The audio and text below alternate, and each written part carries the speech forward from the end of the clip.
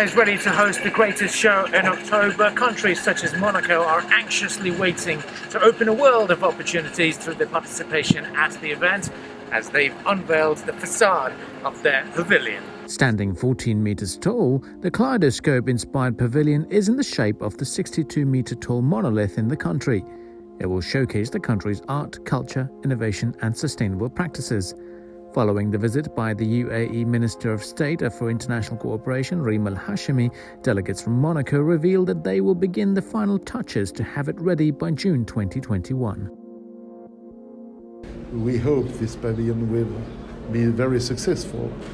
It can attract a lot of people who are interested in all what makes the attractiveness of our principality.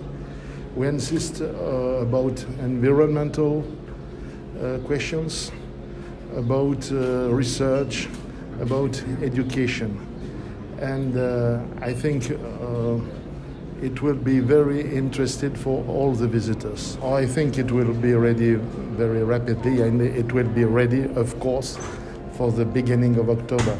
It must expect a show about all what represents Monaco. Downstairs there is a room where we can look at all Monaco represents, and I think it will be very interesting.